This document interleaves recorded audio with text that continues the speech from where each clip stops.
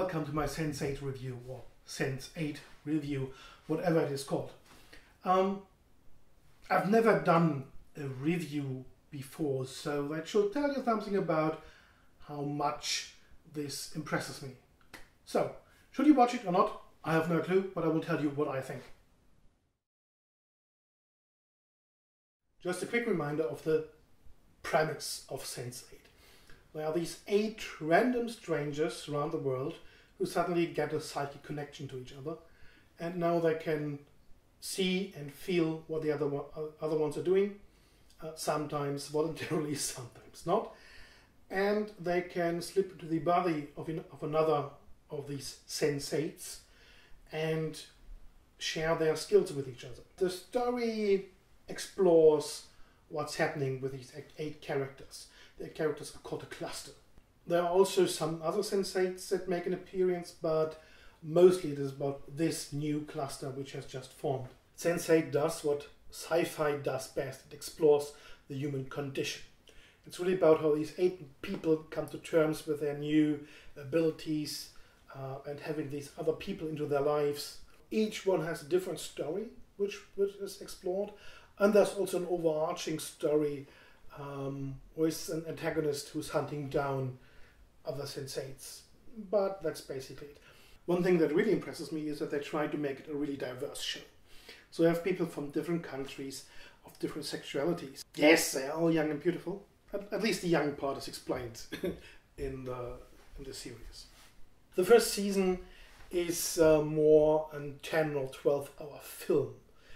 It could have been perhaps 1 or 2 episodes shorter, but that's basically still okay. It is a very slow burn. It's more focused on character than on story, just like Mad Max. But unlike Mad Max, you won't get that much action. It's really a slow burn.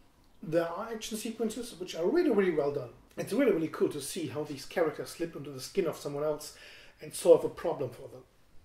Another thing, the last thing, that Sense8 has in common with Mad Max is that it respects the intelligence of the audience. So there's very, very little exposition and no exposition dumps at all. So if you blink, you may miss some important information about the background of the world. This kind of storytelling may not be for everyone because, well, it is a bit more exhausting than getting told what's going on. But I like the challenge. Does Sense8 have its shortcomings? Of course. What series doesn't? The main minuses for me are that the acting is sometimes a bit wooden, and that lines of the characters are sometimes very on the nose, very unsubtle. And as I said, it is a slow burn, a meditation on humanity, which I don't mind. So what else? Well, I can't really comment on the cultural stuff that's going on in other countries, but one storyline plays out in Germany, and I really liked 2 bits about it in particular. One is the sauna scene, actually the swimming pool in the sauna. And yes, Germans are usually full on nude in a sauna, and yes, we have mostly mixed gender saunas. So for me, it's really normal. I was actually shocked to hear that in other countries saunas are separated by gender and that people have bathing suits on when they go into it. And I'm not that big of a sauna fan. The other thing I really liked about the German part is the use of the Holocaust Memorial.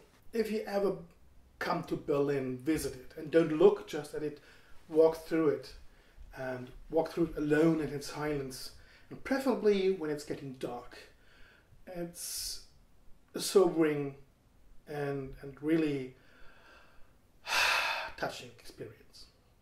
That's it for my first review. Grok on, don't forget to be awesome and be excellent to each other. See you in the future.